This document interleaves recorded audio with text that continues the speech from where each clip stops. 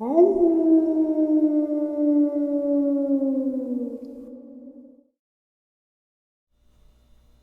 greetings and salutations, everyone, and welcome back to today's bonus. Before we get into it, a couple links. As you know, I rely on Patreon, PayPal, and my merch to help the channel to continue to grow and go.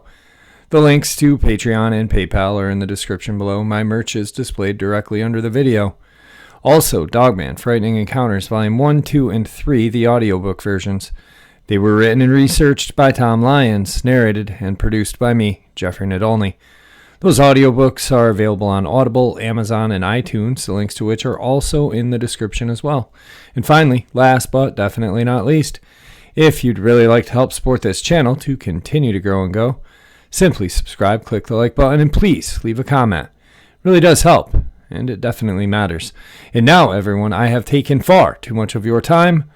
Let's get on with today's bonus, shall we? Alright guys, so today's bonus is going to be a little this and a little that. Some terrifying encounters and some really interesting video evidence. You decide whether it's real or not, because I'm not going to. I already know how I feel about it, and I'm going to leave it up to you guys, because, well, your opinion is your opinion. Mine is mine. All right, let's get into some encounters first. So, I've lived in Texas my entire life, the first 12 years of which were spent in Houston. We moved 400 miles or so away, still in Texas, in order to have horse property as we were tired of boarding. Moving forward, we moved to a 20-acre property already set up for horses. Now, there are a few things I immediately noticed. More stars, a lot of loud coyotes, and we were on a hill overlooking a valley of trees lining pastures. It's not like there weren't other plots. There were two right beside us. They were vacant for some reason, but we aren't alone or anything. Now, the coyotes howled often, sometimes during the day. I only saw one once. That time, in the evening, my brother and I rode our bikes down the gravel roads and eventually went down a dirt road, which was a little strange since all our roads are white gravel. We were on the top of a hill by a cow pasture with some oil control valve and a field of trees and dense shrubbery. Down at the base of the hill was a coyote, but it was strange. I'd never seen one before, but I thought it was a bit large, considering that they're supposed to be as big as German Shepherds or a little smaller. This was probably twice as big. It stared at us. We were still and watching it. It was hunched over strangely. My brother said we should leave, but I, the older one of us too, whispered we should still stay a while. I didn't want it to chase us. It eventually walked, more like crawling, into the shrubs. We ended up going home. Another time, we were down by the back pasture gate and saw huge paw prints in the dry mud, aka dirt. These prints were strange and almost not coyote-like. My dad would talk about seeing really strange coyotes when he mowed the pasture in the evening, saying their eyes were almost red and not yellow like animals get in the dark. He would say that it ran away from him through our pond. Now our pond is max 5 feet deep, but my dad swears up and down that it ran through it. The area of Texas we live in, deer are never seen anywhere.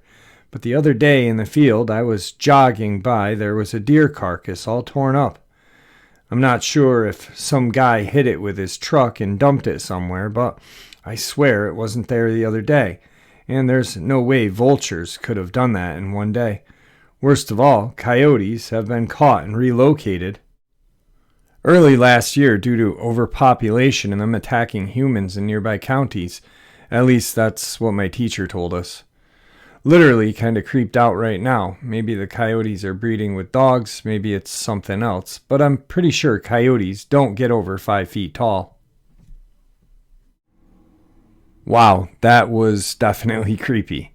Alright, the first video we are going to check out is, there was a video I did last week where a lady was in the backyard with her 2 kids calling them in.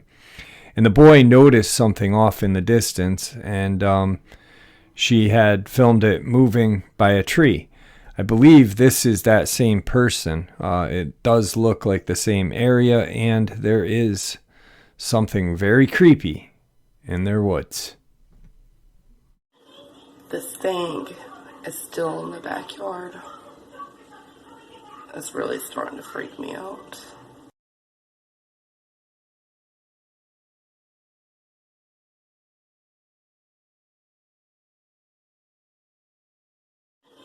This thing is still in the backyard. It's really starting to freak me out.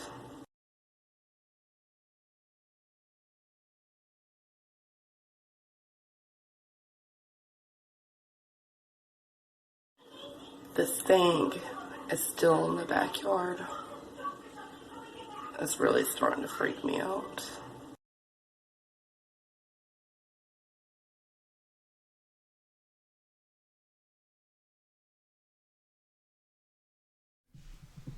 All right, there is definitely something in the woods behind their house.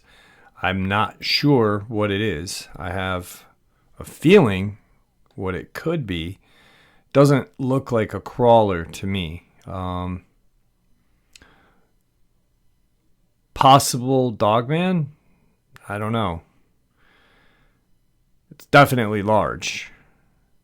But like I said, I'm not sure what the heck it is. How about this? Next bonus upload I do, I'll look at this video a little more. I will let y'all know what I think it is. I'll play the video one more time and then say, hey guys, this is what I believe is in those woods. But until then, please leave in the comment section what you guys think it is. And now, the next encounter. My friend and I have never experienced anything like this before in our entire lives. Recently, my mom had to go to an old high school friend's birthday party. It was convenient for us to go because the family friend had a farmhouse we could stay at in Central Florida.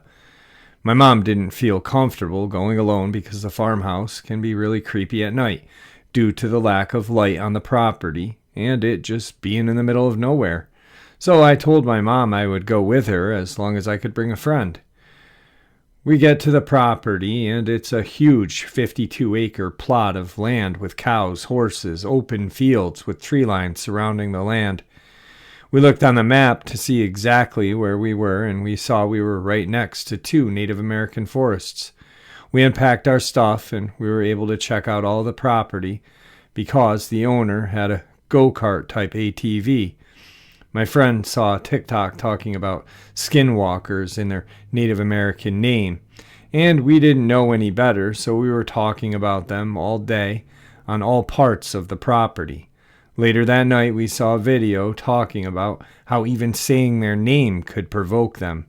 We immediately got kind of scared because we found out the party my mom was going to was about an hour away, and we'd be at the farmhouse all night alone.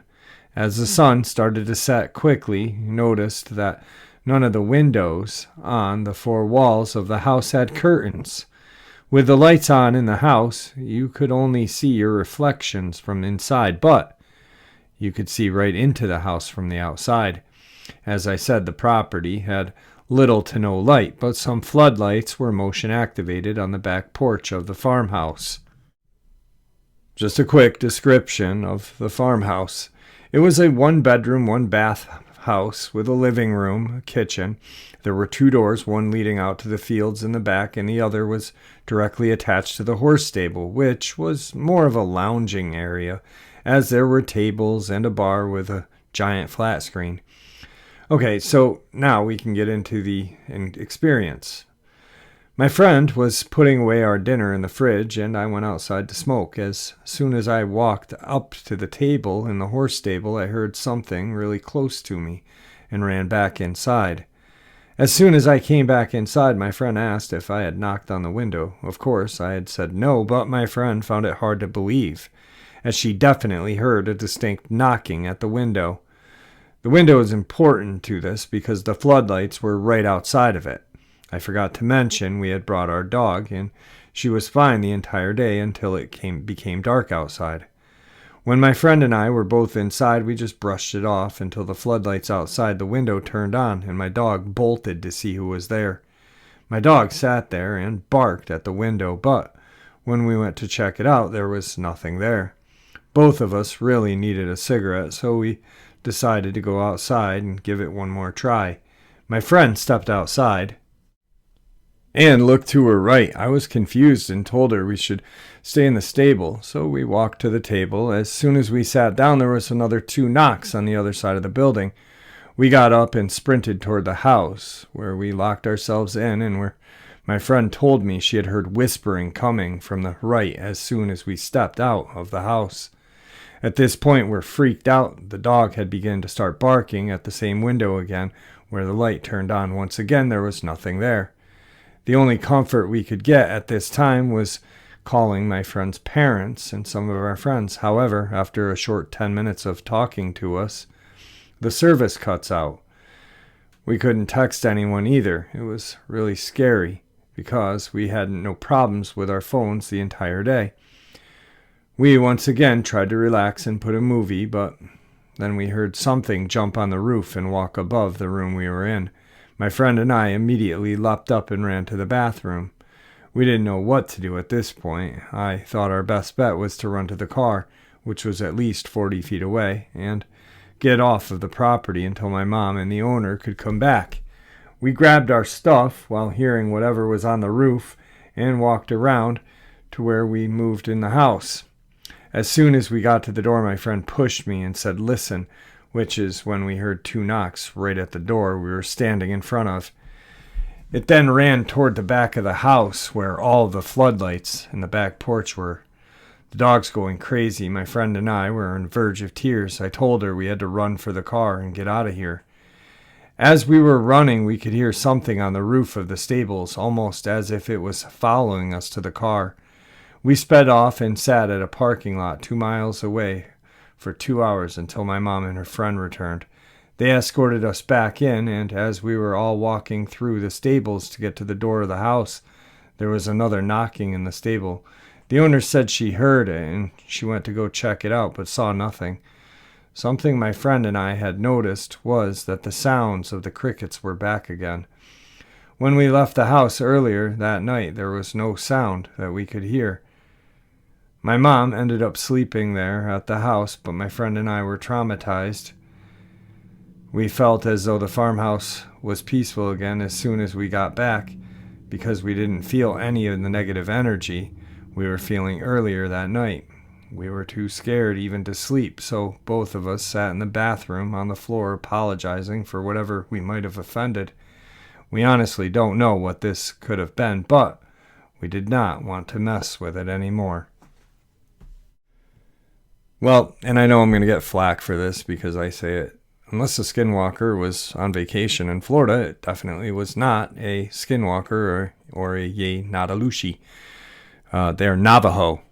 Could have been a shapeshifter of Cherokee or, what other Seminole, whatever native tribe was in that part of Florida. But not a Ye-Natalushi or a skinwalker, I don't know why. Reddit and creepypasta has really ruined cryptozoology.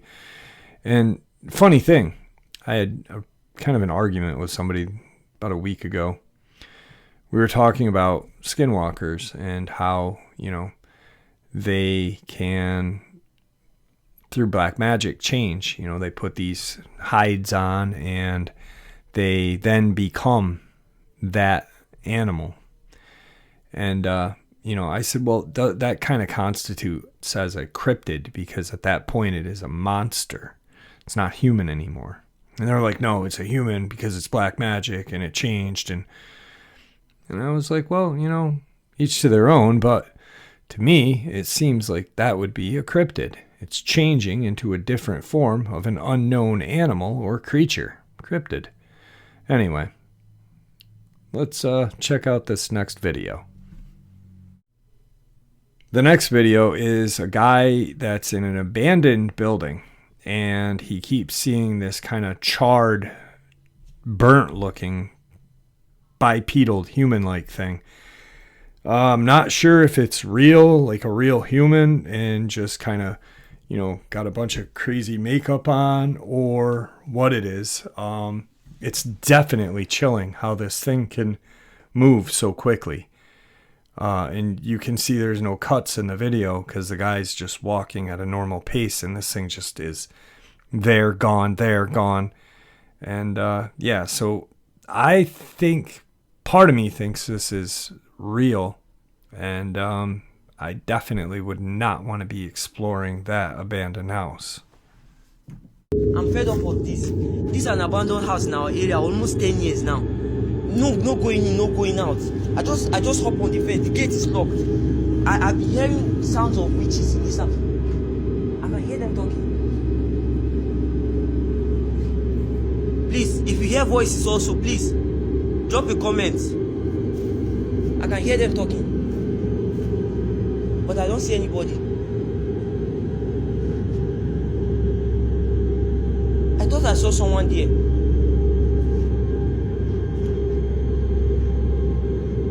I'm seeing people, but Jesus Christ of Nazareth. And the next encounter. My family and I have been living in the middle of BF, Missouri for a couple of years now, and things have been crazy, to say the least. A list of our experiences. It started out pretty passive. The sound of old-fashioned radios and music boxes, despite looking everywhere, including our crawl space beneath the house. We have never found anything. Everyone in the house has heard this sound on separate occasions, despite not anyone believing it was necessarily something paranormal. Tapping, windows, walls, on backs. We don't have rats, we checked. No branches up on the trees or at ground window. Our windows are feet off the ground because we live on a steep hill. Scratches. I don't believe in this crap and acted like a jerk and was trying to scare my sister. The lights flickered rapidly. I was lying on my back on my phone, and I felt a burning sensation. I thought I may have a tick, so I asked my sister to check, only to find 3 scratches. This is when we got my mom involved, who got in contact with a childhood friend who happened to be a cardinal. He told us to have a priest bless the house, and to get me checked for mental illness, which I do have, but don't necessarily understand why I would need to be checked for mental illness when I had visible scratches. Things started to happen on a daily after we heard a woman shriek for 7 full seconds outside of our window around midnight. We were paralyzed for about a second and bolted to get our dad and a gun. We have had escaped prisoners on the loose around our area before, and a lot of meth heads who wander around our street. So we didn't chalk it up to something spooky, but rather something we could shoot. We checked the entire perimeter of our property, and nothing. We didn't sleep. Static in the corner of my room. Almost every single night I heard static from the same corner. I took back my dresser and got so tired of it I unplugged everything in my room because I thought it was something else explainable, the TV hum or something. But it was just static. My dad came in and heard it as well. My sister heard it, caused her not to be able to sleep in my room because it kept her up and made her lightheaded. One night, the static got too much, and I went to sleep with my sister. I'm 17, but this crap was getting old, and I was thoroughly scared of our house at this point. We seriously were so scared of our property. We bought a blow-up bed so I could sleep in my sister's room when crap got too much. I had to go to the bathroom, but didn't want to go alone because it's next to my room, so I took my sister and dared her to sit in my room for the duration of my pee. To my horror, I heard her footsteps bolt out and found her hyperventilating on her bed. She had seen a pale hand dart out from underneath my bed, which is like her worst fear. We locked the bedroom door and slept soundly, but every time we looked over, it was unlocked. This happened 5 times before we gave up. The closet door also kept opening throughout the night. We live on family property, our grandparents having lived here. My mom and her brother and our mother always pass down the wisdom. And when the sun starts to go down, go inside. I always thought it was because of coyotes or an occasional wolf. Now I wonder. Our outside experiences include seeing black masses move through the forest behind trees, children and mothers crying in the woods behind us, screams, just screams, gut-wrenching screams. We've had fox and wildcat we're experiencing in wood etiquette.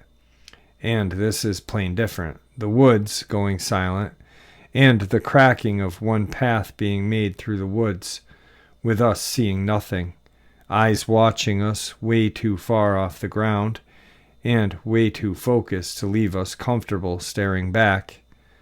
This is only the beginning. Yeah, family property or not, I'd be selling that. Bye. And here's the final video of the night. It looks like kind of an abandoned building, and there appears to be some kind of crawler type creature in the window looking out at you. Definitely creepy, but like I said, the opinion is yours. You decide.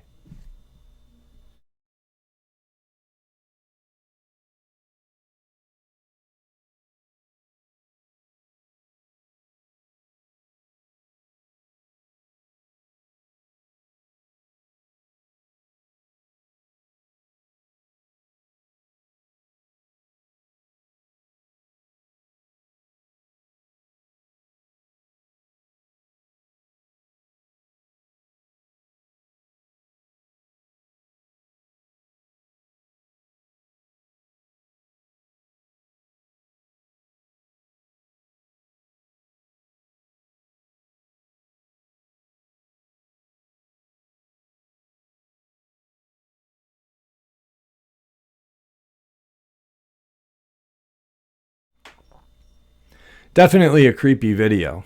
It could be a dude with a mask on, or it could be some sort of crawler-like creature residing in an abandoned building.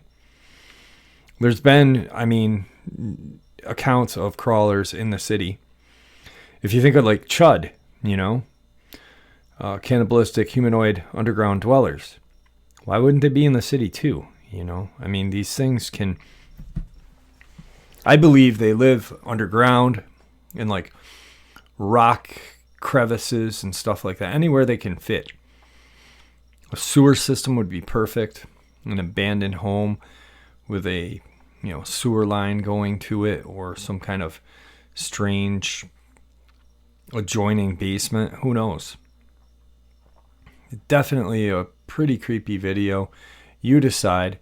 I want to thank you guys for tuning in for today's bonus.